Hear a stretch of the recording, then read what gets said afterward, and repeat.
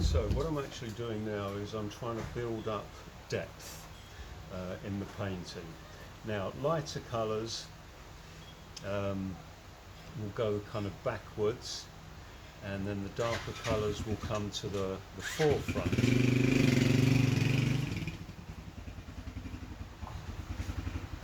So I'm going to start with my lighter colours, and then I'm going to work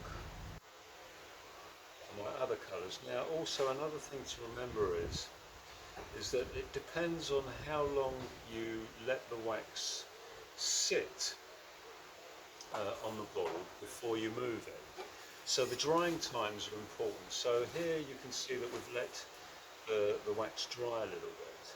So when I come in with the paint scraper, a wallpaper scraper, some of it will stay, and then the residue I can also use to pick up different textures within that.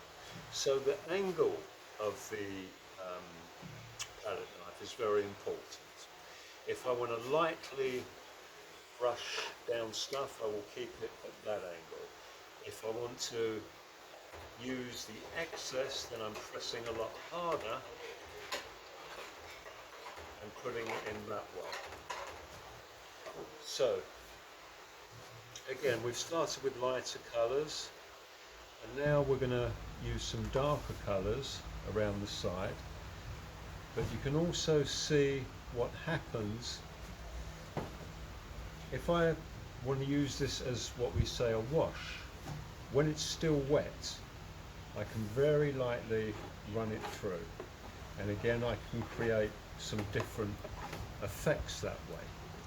So sometimes I'll let the wax set so that it's almost dry, and then that way I can keep the outline of these pores, and then when it's still liquid I can brush it through and add more texture to the existing work. Now it's always good to use maybe 3 colours to do something like this, a minimum of 3 colours, because within those 3 colours we can do different shades of those colours. So I can start adding more lavender pigment as I go if I want to create a darker shade. So I can get all different shades within one shade of colour. So even though we're just using 3 different colours, because of the different shades, it looks like we've got a lot more going on. So the whole thing to do is to look at each square foot of the painting to make sure that it's interesting. Now, again, this is 3-dimensional work. It has to be lit correctly to really appreciate it. Now, because it is 3-dimensional, a lot of the textures around the edges, we need to not build them up too much. So I always try to keep it fairly flat around the edges. That will stop it from chipping off.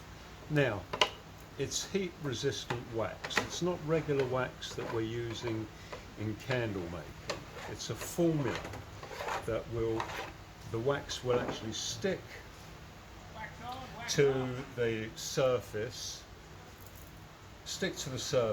and then it will also not melt under extreme heat.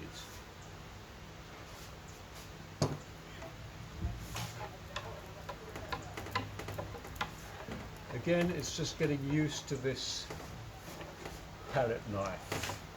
Instead of using brushes, this is what we're using. So just trying to build up depth the whole time. A lot of the work is inspired from the French Riviera, where you see all of these walls that have been painted over time, and with all of the elements, the sun, the rain, certain parts of the wall chip off and they expose underneath colours, and this makes for a very interesting artwork. It's something that you can actually look at for a very long time and not get bored. And that to me is a good painting. You can look at it and you can discover different things in it. It doesn't reveal itself immediately, and when a lot of people look at my work, I really tell them to take their time with it. But also, this work has to be illuminated correctly with a halogen spotlight on the top shining down on the work.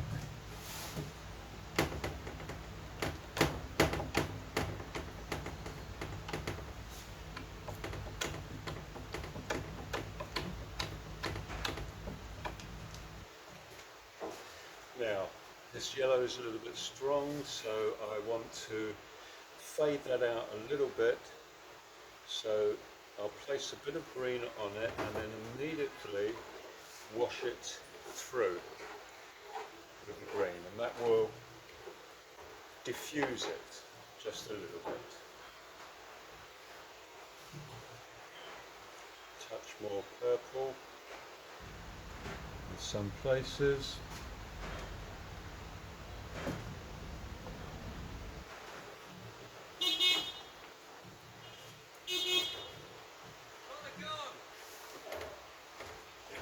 Then we're blending that in until I'm actually satisfied that there's enough going on in here to add my design on the inside. Now what I'll do is I'll take the remainder of my colours and I will blend them together. Whenever I'm doing my inlays, I prefer to do it in a very dark colour. It just stands out more. So what I'm going to be doing is I'm going to be adding a little bit more brown to the purple and the green, and then we're going to come up with a colour that will be dark for me to do what I need to do now.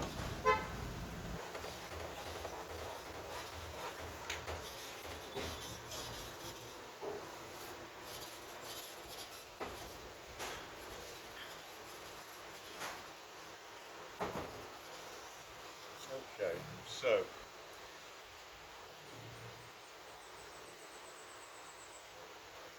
now when the wax gets colder, it actually gets thicker. So when I'm doing any work like this, the wax has to be cooler and thicker, otherwise it will just run out. So the whole idea is to create as much detail as possible within this, so that we can still see through the design and see all of those other colours. And this just helps to, again, to give the painting a little bit more depth.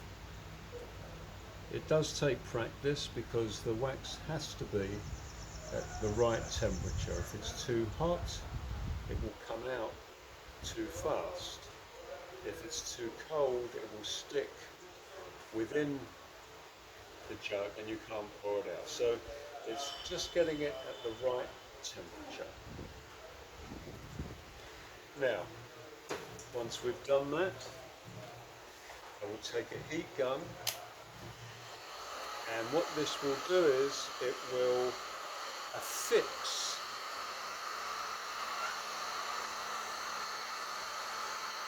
the wax.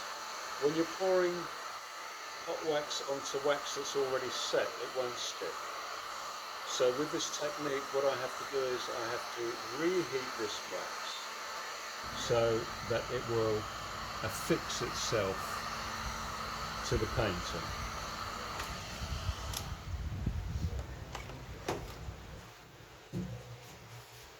Then it's simply a case of just cleaning up certain areas.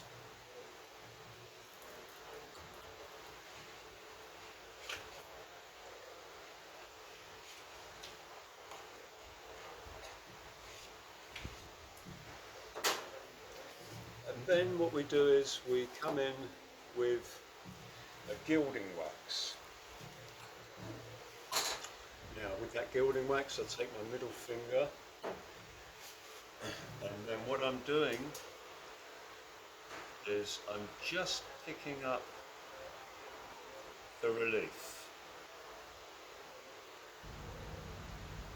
Again, if there's any mistakes I can always take a knife and very gently clean up if I overlap onto the painting.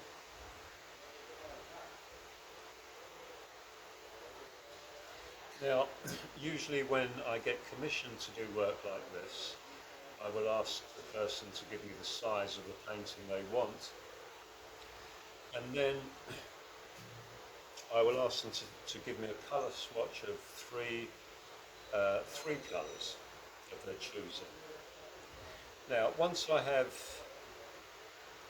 and then I usually receive 50% of the cost. Now, after I have finished the